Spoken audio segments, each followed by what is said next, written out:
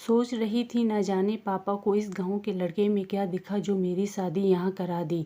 बिना सोचे समझे तभी रेडियो में कोई मैके को कर दे संदेश, पिया का घर प्यारा लगे गाना आने लगा।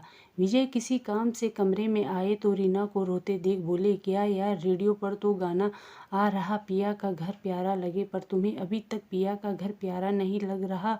कोई कष्ट है तो बताओ। किसी ने कुछ कहा क्या? मैंने तुम्हें बताया था अम्मा थोड़ा तेज मिजाज की है पर मन की बहुत अच्छी है, उनकी बात दिल पर मत लेना। सहमते हुए रीना ने अपने आंसू पोंछ लिया। माँ की हिदायत याद आ गई, पति से कभी उनके नाते रिश्तों की बुराई मत करना।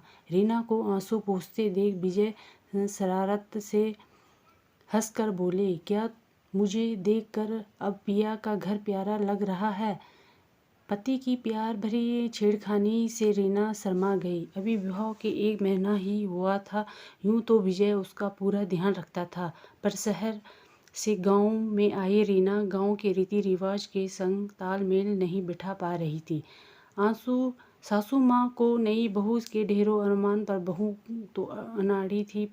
फिर क्या, सासू माँ अपने पद का पूरा उपयोग कर रही थी, अतः रीना को हर दिन परीक्षा से गुजरना पड़ता था। रात में पति का प्यार उनके दिल के घावों पर मरहम लगा देता।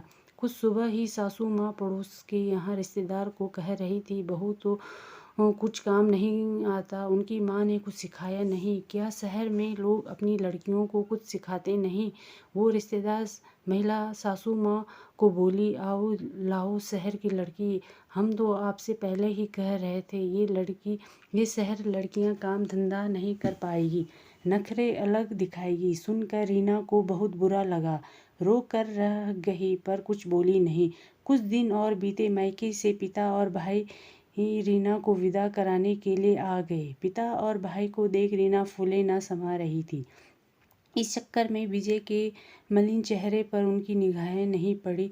रीना जब कमरे में अपना सामान पैक करने आई तब विजय ने उसका हाथ पकड़ लिया। मायके में मेरी याद नहीं आएगी तुम्हें? क्यों आएगी, मैं अपने घर जा रही हूँ, जब मन करे आप मिलने आ जाना। मैं तो कॉलेज में अपनी सभी सहेलियों से मिलने का कब से इंतज़ार कर रही थी। कम उम्र रीना अपनी सहेलियों, कॉलेजों और मायके वालों से मिलने की खुशी में मगन थी। ठीक है, तुम वहाँ खुश रहो, मैं भी तुमसे मिलने नहीं आऊँगा। थोड़े आक्रोश से विजय ने कहा, मैं कौन सा आपके बिना दुखी होंगी। सोच रीना ने विजय के कथन को भाव न दिया। मायके पहुँच 2-3 दिन तो मस्ती से गुजरे, फिर पुरानी दिनचर्या चालू हो गई।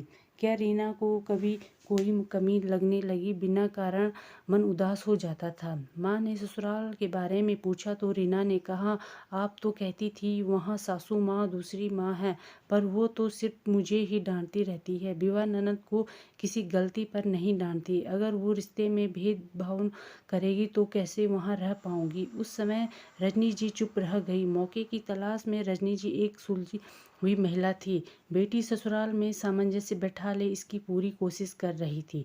ये उस समय की कहानी है जब मोबाइल का जिंदगी में दुष्प्रभाव नहीं था, चिट्ठी का जमाना था। रीना न जाने क्यों पोस्टमैन का इंतजार करने लगी। हफ्ता भर बीत गया, विजय का कोई पत्र नहीं आया।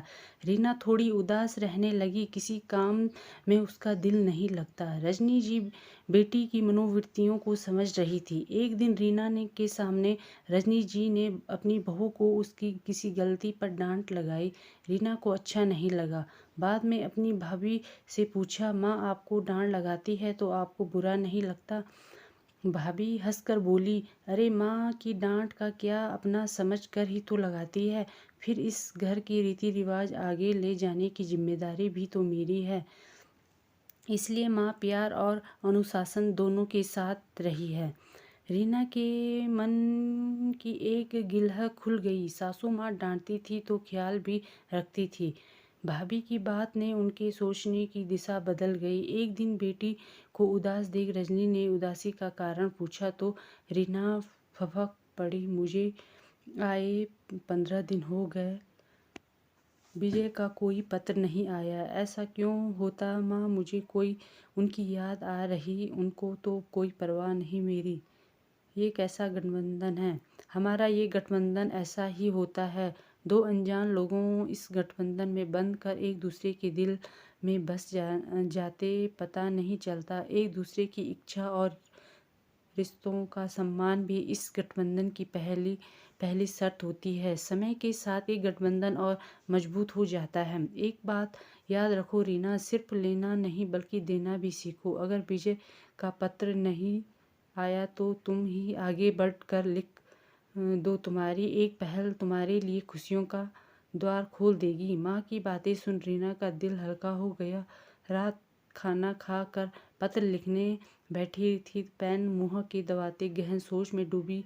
क्या संबोधन दूँ। बाहर घंटी बजी, कुछ आवाज़ें आई। रीना तो पत्र लिखने की कोशिश में अब अनसुना कर दी। सामने अचानक विजय का चेहरा आ गया। रीना को लगा सपना देख मुस्कुरा दी। कैसे हो मैडम, पिया का घर वीरान करके आप कब आए। रीना हैरानी से बोली। जब तुम मुँह पेन दबाए गहन सोच में डूबी थी। विजय के कहते ही रीना उनकी खुली बाहों में समा गई। शायद गठबंधन का रूप यही होता जो अनजान दिलों को आपस में बांध देता।